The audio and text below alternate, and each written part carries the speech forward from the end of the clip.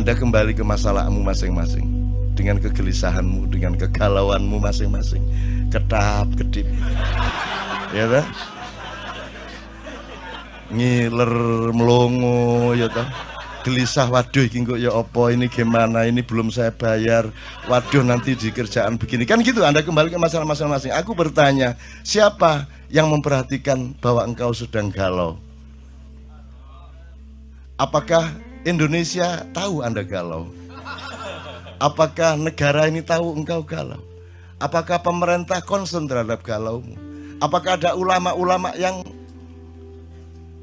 ada di dalam file dan kenangan hatinya bahwa umatnya galau? Kamu akan sendirian nanti di rumah masing-masing.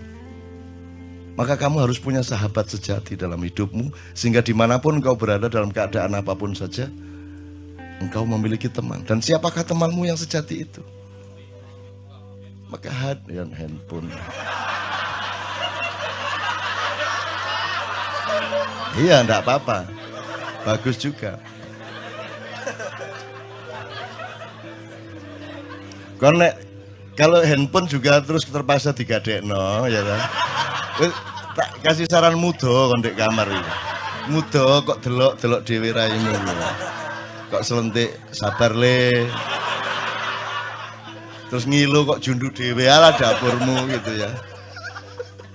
Gitu. Oke, saya ingin mengatakan begini. Tolong kembali ke hidupmu yang sejati. Kemanapun engkau pergi, kamu harus selalu memiliki kesadaran untuk berpijak kepada yang sejati. Yang sejati itu gampang. Saya kasih 3 idiom. 1 cangkul, 2 pedang, 3 keris. Jangan dilihat kerisnya sebagai benda, jangan dilihat pedangnya sebagai benda, jangan dilihat cangkulnya sebagai benda, tapi sebagai pemahaman dan kesadaran. Kalau cangkul itu fungsi apa, Dek? Ya mayo mosok pacul kayak motong rambut kan itu ya. Maksud saya dia berfungsi apa?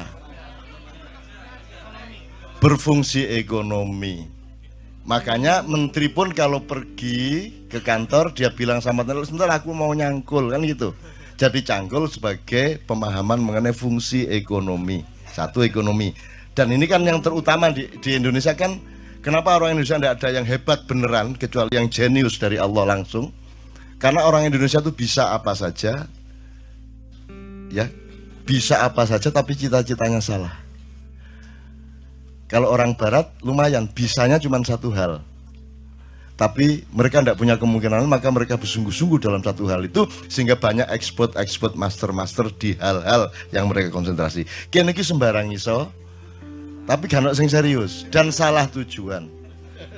Salah cita-citanya apa? Kita itu inginnya kaya, kan gitu. Orang Barat inginnya bahagia. Ini menurut Rawahu Sabrang. Ini saya diceramai Sabrang. Saya diceramai Sabrang tadi malam. Jadi anak saya adalah guru saya dan itu nyata. Kan dulu saya bikin struktur ini, Ustaz. Jadi kenapa Islam, Sabrang juga nih yang ngomong, kenapa Islam pada abad 8 tidak bisa populer, tidak diterima? Karena yang membawa adalah pedagang. Nah, pedagang itu kastanya paling rendah, gitu kan. Tapi ketika Islam yang membawa adalah para syekh, para ulama, para maulana, Maulana Magdum Ibrahim dan seterusnya sampai Sunan Giri, sampai Sunan Kalijogo, semua orang pada masuk Islam karena mereka percaya kepada begawan, mereka percaya kepada panembahan, mereka percaya kepada keris dalam tanda petik ya, nanti tolong diingetin untuk kembali ke keris. Mereka percaya kepada orang mulia, orang yang menjadi pusaka bagi orang banyak, gitu kan. Kemudian sekarang kita terbalik 180 derajat. Yang paling kita utamakan adalah kaya, di bawahnya berkuasa, berkuasa pun untuk kaya.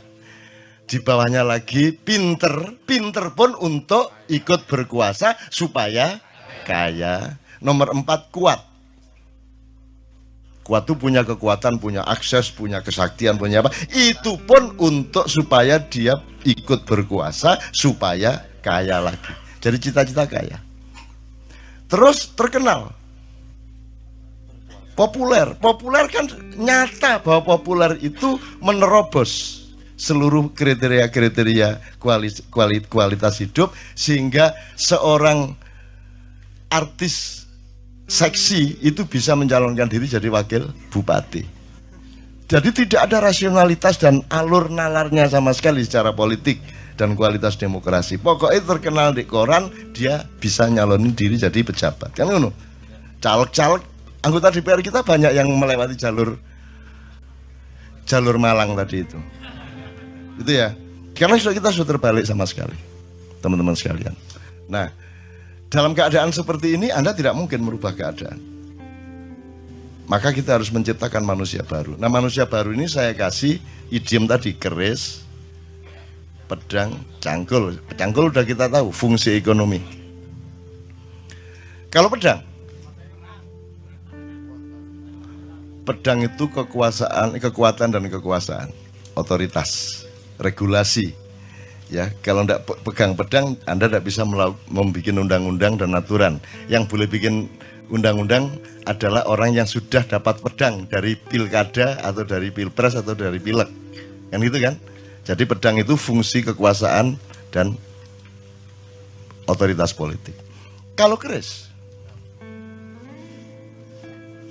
kewibawaan, kepribadian, kasepuan, pusaka. Sekarang aku tanya kepadamu, kamu kuliah? Sudah selesai? Sudah selesai? Oke. Kamu kuliah itu untuk cangkul, apa untuk pedang, apa untuk keris? Dah, kita ini bukan mulai. Ayo pertanyakan kembali dirimu masing-masing. Kamu mengerjakan semua itu untuk cangkul. Kalau yang di seluruh Indonesia tadi kan semua untuk cangkul. Kamu sekarang bertanya kepada dirimu masing-masing. Kamu itu kuliah jadi dokter apa segala macam, kerja macam-macam itu untuk cangkul, apa untuk pedang, apa untuk keris? Ketiga-tiganya iya, tetapi harus ada aksentuasi. Nah, monggo, ini pilihan. Maksudnya saya tidak menganjurkan apa-apa, cuman tolong diketahui. Apakah orang yang punya cangkul lihat ke desa-desa pasti punya pedang? Belum tentu punya pedang. Tapi Anda lihat semua orang yang punya pedang pasti punya cangkul, bener nggak? Jadi kalau kamu semua mengerjakan semua itu untuk cangkul, goblok kamu. Mestinya kamu cari untuk pedang. Karena dengan pedang kamu pasti dapat pedang dan cangkul pasti kena. Gitu loh. Kalau orang punya pedang, punya cangkul, belum tentu punya keris. Tapi kalau orang sudah punya keris, dia pasti punya pedang, dia pasti punya cangkul. Jadi sekarang kamu mau apa? Kalau kamu cari keris, cari pusaka hidup, cari kepribadian hidup, cari integritas kata orang sekarang, ya, yang beneran gitu ya, maka otomatis kamu punya pedang, otomatis kamu punya cangkul. Tapi orang se-Indonesia tadi, karena tidak punya keris lagi, ibarat konstitusi itu tidak punya majelis rakyat lagi, yang ada majelis perwakilan rakyat, ya, kita tidak punya panembahan, tidak punya pusaka, tidak punya, karena orang sudah tidak mengerti keris. Itu ibarat sholat, cangkulnya sholat itu ya jungkar-jungkir itu, ya toh? Pedangnya sholat adalah kebenaran syariat dan ucapan-ucapan di dalam sholat. Masuk ngene kan kudu Allahu Akbar. Masuk ngene kan aduh ya apa rek kabar rek. Sembuh. Dobol. Ini masuk sembahyang kayak ngono. Berarti pedangmu batal, ini gitu kan? Tetapi meskipun kamu sudah mencangkul dalam sholatmu, sudah pakai pedang dalam sholatmu, yang menjadikan sholatmu sah itu tidak ada dalam syariat, yaitu khusyuk. Betul enggak? Yang menjadikanmu selamat benar dalam kehidupan dan di depan Allah itu adalah kekhusyukan. Sebab kekhusyukan itu syaratnya adalah Anda fokus sama Allah, Anda ingat benar kepada Allah, Anda betul-betul berhadapan dengan Allah.